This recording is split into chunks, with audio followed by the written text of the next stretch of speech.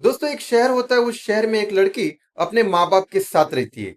एक दिन उसे किसी दिल्ली की बड़ी कंपनी से नौकरी का ऑफर आता है। उसके बाद इंटरव्यू देने के लिए ये लड़की दिल्ली पहुंचती है। जब वो वेटिंग रूम में वेट कर रही थी, तभी उसे चाय के लिए पूछा जाता है। और जब ये लड़की चाय पीती है, तो उसे चाय पीने के बाद इतनी गहरी नींद लगती है कि उसकी आंख करीब 14-15 घंटे बाद खुलती है। जब उसकी आंख खुलती है, तो वो देखती है उसके शरीर पे एक भी कपड़ा नहीं है। और बाजू में एक बुजुर्ग आदमी बैठा है, उसने भी एक भी कपड़ा नहीं पहना था।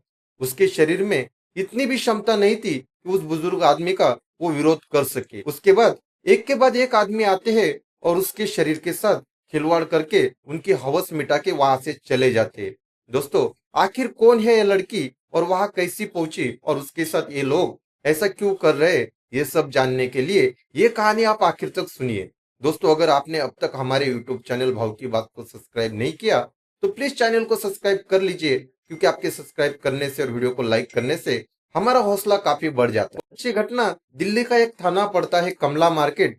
कमला मार्केट का एक इलाका है जीबी रोड। जीबी रोड में एक कोठा नंबर 68 है। दोस्तों, ये घटना वही घटित हुई थी। दोस्तों, करोल बाग में रहने वाला शख्स एक दिन फोन लगाता है और फोन करके सामने वाले आदमी को बोलता है, क्या आप रानी के भाई बोल रहे हो? तो सामने वाला आदमी भी बोलता है कि हाँ, मैं रानी का भाई बोल रहा हूँ। उसके बाद वो शख्स उसे बताता है कि तुम्हारी बहन रानी जीबी रोड के इस कोठा नंबर 68 में है। अगर तुम उसे बचा सकते हो तो वहां जाकर उसे बचा लेना। उसके बाद रानी का भाई उससे पूछता है कि आप कौन हो? उसके बाद वो सामने वाला शख्स बोलता है कि मैं मेरे बारे में तुम्हें कुछ नहीं बता सकता, मैं इतना ही बता रहा हूँ, अगर तुम तुम्हारी बहन को बचाना चाहते हो तो जीबी रोड जाकर उसे बचा लेना। उसके बाद सामने वाला शख्स फोन रख देता है। उसके बाद रानी का भाई ये सारी घटना अपने माँ बाप से बोलता है और वो बोलता है कि मुझे मेरी बहन को लेके आना है, आप मुझे दिल्ली जाने की अनुमति दे दो।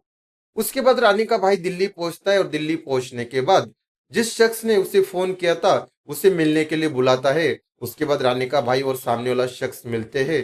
दोनों कलकत्ता के रहने वाले थे, इसके लिए दोनों एक दूसरे से बांग्ला भाषा में ही बात करते हैं। उसके बाद रानी का भाई उससे पूछता है, अगर मुझे रानी तक पहुंचना है तो मुझे कैसे पहुंचना पड़ेगा? उसके बाद सामने वाला शख्स उसे बताता है कि तुम्हें जीबी रोड जाकर कोठा नंबर 68 पे जाना पड़ेगा। और वहां पहुंचने के बाद वहां पे तुम्हें एक मैनेजर मिलेंगे। वहां उनसे ये बोलना पड़ेगा कि मुझे किसी लड़की के साथ टाइम बिताना है। उसके बाद वो तुम्हें कुछ लड़कियां दिखा देगा। तुम किसी भी लड़की को पसंद मत करना। जब तक रानी तुम्हारे सामने नहीं आती, तुम हर लड़की को इनकार कर देते रहना। उसके बाद रानी का भाई भी ऐसा ही करता है। जीबी रोड के कोठा नंबर 68 में जाता है और वहां जाने के बाद वहां के मैनेजर से मिलके वो बोलता है कि मुझे किसी लड़की के साथ थोड़ा टाइम बिताना है। उसके बाद वहां का मैनेजर उसे कई लड़कियां दिखाता है, लेकिन रानी का भाई किसी भी लड़की को पसंद नहीं करता। तभी वहां का एक आदमी बोलता है कि हमारे यहाँ पे एक ही लड़की बची है रानी, अगर तुम उसे भी पसंद नहीं करोगे तो तुम यहाँ से चुपचाप चले जाना। पीछे से एक लड़की का आवाज आता है कि रानी किसी कस्टमर के साथ बिजी है, उसे कम से कम 1.5 घंटे का टाइम लगेगा। उसके बाद रानी का भाई बोलता है कि मुझे तुम्हारी एक भी लड़की पसंद नहीं आई, अब मैं टाइम बिताऊंगा तो सिर्फ रानी नाम की लड़की के साथ ही। उसके बाद थोड़ा टाइम वो उसका इंतजार करता है। करीब 1 घंटे के बाद रानी के कमरे का दरवाजा खुलता है और वहां से एक आदमी बाहर आता है।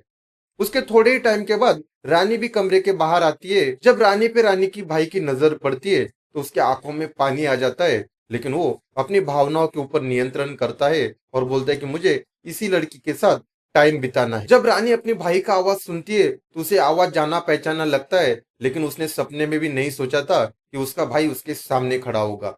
रानी कुछ बोले उससे पहले उसका भाई उसका हाथ पकड़कर उसी कमरे में उसे लेके जाता है और कमरे का दरवाजा बंद करता है। जब रानी अपने भाई को देखती है तो उसकी नजरों से नजरें नहीं मिला पाती।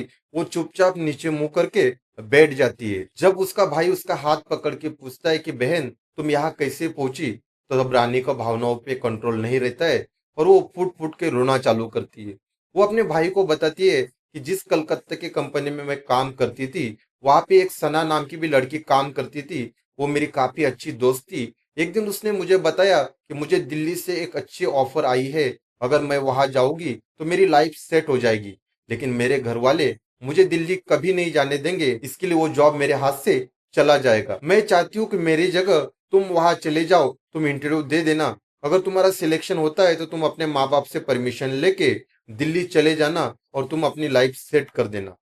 उसके बाद उसकी बात मानकर मैं दिल्ली आ जाती हूँ और जब मैं इंटरव्यू देने के लिए वेटिंग रूम में वेट कर रही थी, तभी मुझे चाय पिलाया जाता है और चाय पीने के बाद मुझे कुछ पता नहीं चलता। जब मेरी आंख खुलती है तो मैं इस कोठे पे अपने आप को पाती हूँ। जब ये कहानी अपनी बहन के वो भाई सुनता है तो उसके आंखों से आंसू रुकते नहीं है। वो भी अपनी बहन को गले लगाकर जोर जोर से रोना चालू करता है। उतने में रूम का दरवाजा खटखटाते हैं और बोलते हैं, भाई तेरा टाइम हो गया, अब तेरा टाइम हो गया, तू जल्द से जल्द बाहर आ जा। अगर और 5 मिनट में तू अंदर रुका तो तुझे डबल चार्ज भरना पड़ेगा। उसके बाद भाई उससे अंदर से बोलता है कि तुम्हें जितना चार्ज लेना है उतना चार्ज ले लो, मुझे और थोड़ा टाइम रुकने दो। उसके बाद दोनों बातचीत करते हैं और उसके बाद उसका भाई बोलता है कि बहन तू फिक्र मत कर, मैं तुम्हें यहाँ से जल्द लेके जाऊंगा। ये लोग हमें यहाँ से जिंदा जाने नहीं देंगे, मैं कुछ ना कुछ करता हूँ और बहुत जल्द वापिस आता हूँ। ऐसा बोलकर उसका भाई वहां से निकल जाता है। इसके बाद रानी का भाई सीधा महिला आयोग पहुंचता है और वहां पहुंचने के बाद महिला आयोग के सदस्य किरण नेगी से मिलता है। उन्हें रानी की पूरी कहानी बताता है। वो बताता है कि रानी को जॉब देने के बहाने दिल्ली बुलाया जाता है और उसे कोठे पे भेजा जाता है और उसे जेबी रोड के कोठा नंबर 68 में उससे जबरदस्ती धंधा करवाया जा रहा है। इसके बाद किरण नेगी अपनी महिला अध्यक्ष स्वाति मालीवाल को फोन करती है और उन्हें बोलती है कि मेरे पास एक रानी नाम की लड़की का भाई आया है और उसका कहना ऐसा है कि कोठा नंबर 68 में उसकी बहन से जबरदस्ती धंधा करवाया जा रहा है। इसके बाद स्वाति मालीवाल डीसीपी मनदीप सिंह को फोन लगाती है और सारा किस्सा उन्हें बता देती है। वो बोलती है कि कोठा नंबर 68 में किसी रानी नाम की लड़की से जबरदस्ती धंधा करवाया जा रहा है और हमें उन्हें बचाना है, इसके लिए हमें आपकी मदद लगेगी। उसके बाद मनदीप सिंह तुरंत एक पुलिस टीम का गठन करते हैं और एक प्लान भी बनाया जाता है। इस प्लान के अंतर्गत रानी के भाई को वहां भेजा जाता है और उसे बोला जाता है कि जब तक हम लोग वहां नहीं पहुंचते तब तक तुम्हें रानी के साथ उसी कमरे में बैठना है और वहां टाइम बिताना है। रानी का भाई भी बिल्कुल वैसे ही करता है। इसके बाद थोड़े ही टाइम में मनदीप सिंह, स्वाति मालीवाल और महिला आयोग की सदस्य किरण नेगी भी पूरी टीम के साथ वहां पहुंचती है और वहां से रानी को बचाया जाता है। ये घटना के बाद दोस्तों ये खबर पूरी सोशल मीडिया में फैल जाती है और इसके बाद मनदीप सिंह, स्वाति मालीवाल और किरण नेगी की जमकर तारीफ होती है। इसके बाद रानी और उसके भाई को उनके घर कलकत्ता भेजा जाता है। दोस्तों जिस तरह रानी को झूठ बोलकर उसे दिल्ली बुलाया गया और उसके बाद उससे जबरन धंधा करवाया गया। दोस्तों समाज में ऐसे कई लोग हैं जो भोली भाली लड़कियों को लालच देकर उन्हें अपनी बातों में फंसा देते हैं और उसके बाद उनसे गलत काम करवाते हैं।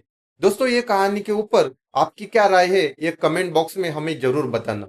दोस्तों ये कहानी सुनाने के पीछे का मकसद किसी के भी भावनाओं को ठेस पहुंचाना नहीं है, बल्कि हर कहानी से आपको कुछ ना कुछ सीखने के लिए मिले और जो समाज में हो रहा है वही सच हम आपको बताने का काम करते हैं। दोस्तों ये कहानी अगर आपको अच्छी लगी हो तो हमारे YouTube चैनल भाव की बात को सब्सक्राइब कीजिए और बेल आइकन को दबाना मत भूलिए।